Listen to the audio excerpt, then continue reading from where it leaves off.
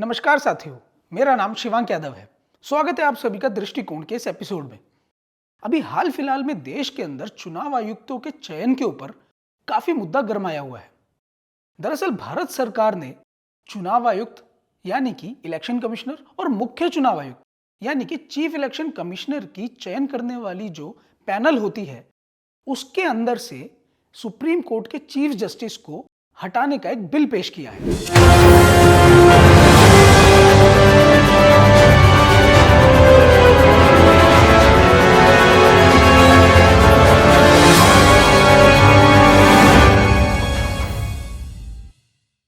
आखिर क्या खास है इस बिल में और क्यों विपक्ष इस बिल के लिए सरकार को आड़े हाथों ले रहा है, जानेंगे आज की इस वीडियो में।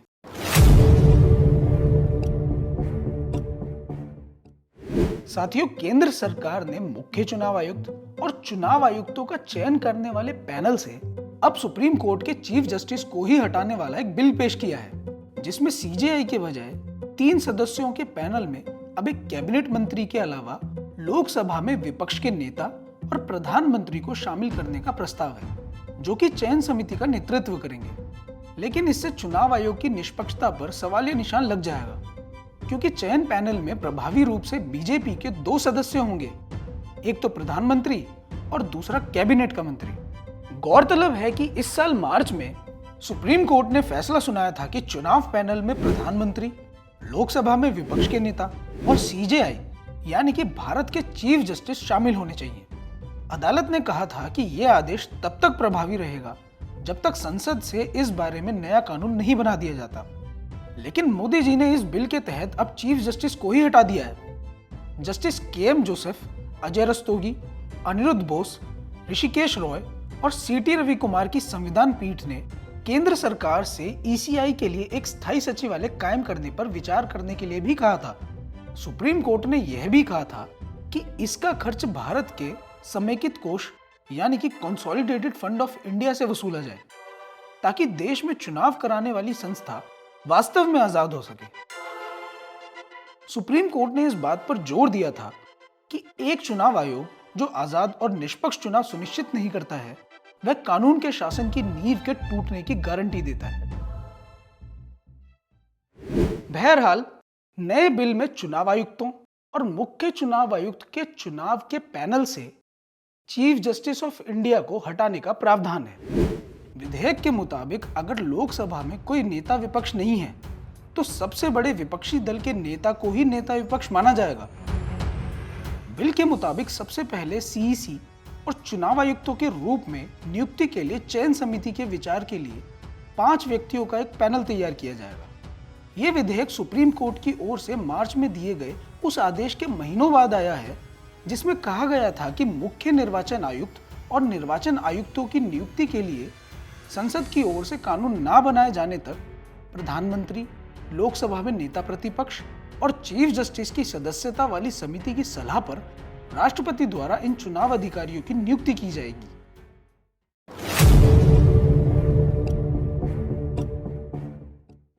उन्नीस के बाद से चुनाव की प्रक्रिया को कुछ इस प्रकार बनाया गया कि कानून मंत्री एक कमेटी का निर्माण करता था और फिर उस कमेटी में से किसी एक व्यक्ति का नाम प्रधानमंत्री को भेजा जाता था, जिस पर प्रधानमंत्री की सहमति के बाद राष्ट्रपति अपनी सहमति देते थे तथा वह व्यक्ति देश का चुनाव आयुक्त बन जाता था।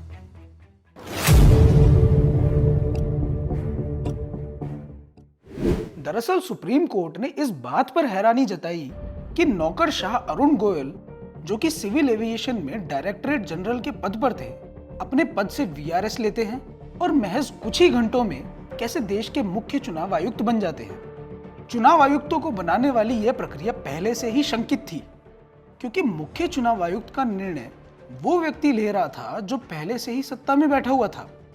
अब जाहिर सी बात है कि वो व्यक्ति अपनी सुविधा को देखते हुए अपने ही किसी खास आदमी को यह जिम्मेदारी सौंपेगा। तो ऐसे में हम चुनाव आयोग की निष्पक्षता पर सवाल क्यों ना उठाएं? जब संविधान पीठ ने यह फैसला सुनाया तो चाबुक भी चलाया। अब किस पर चलाया, यह अदालत की टिप्पणी से तय कर लीजिए, जो खुद अदालत ने कहा है। इस समय लोकतंत्र, कानून का शासन समेत संविधान के मुख्य मूल्यों का शरण हो रहा है। अब 6 महीने से कम समय में ही मोदी सरकार यह विधेयक लेकर आ गई। इस विधेयक के जरिए जो ताकत और ओहदा संविधान के अनुच्छेद 324 से चुनाव आयुक्तों को मिला था, उस पर भी प्रहार हुआ है।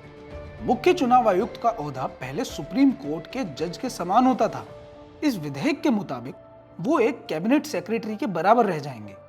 ये हैरान करने वाला है, क्योंकि अगर मुख्य चुनाव आयुक्त को हटाना हो तो सरकार को संसद में महाभियोग प्रस्ताव पारित करने का प्रावधान है। इससे पता चलता है कि संविधान से उन्हें सुप्रीम कोर्ट के जजों जैसी ताकत मिली थी। महात्मा गांधी जिस पंचायती राज की व्यवस्था को स्वराज की पहली सीढ़ी मानते थे, अगर उस व्यवस्था को मोदी सरकार अपने हिसाब से चलाएगी तो सवाल तो उठेंगे ही। टीएन शेषन जैसे मुख्य चुनाव आयुक्त और केजे राव जैसे चुनाव अधिकारियों ने देश की जनता में निष्पक्ष चुनाव का जो भरोसा पैदा किया था, उसे तोड़ देने वाला है ये विधेयक। मोदी जी ने जो कुछ भी इस बिल की सफाई में कहा है, उससे साफ पता चलता है कि सरकार और अदालत के बीच क्या चल रहा है।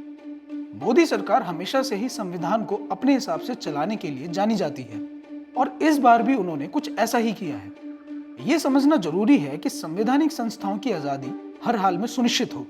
इस लिहाज से कार्यपालिका, विधायिका और न्यायपालिका की लक्ष्मण रेखा तय है। लेकिन चुनाव आयोग को कार्यपालिका के दायरे में रखकर उसके निष्पक्ष स्वरूप को खत्म करना एक ठीक संकेत नहीं है। साथियों, दृष्टिकोण के एपिसोड में बस इतना ही। मिलते हैं अगले एपिसोड में। तब तक के लिए नमस्कार। जय हिंद।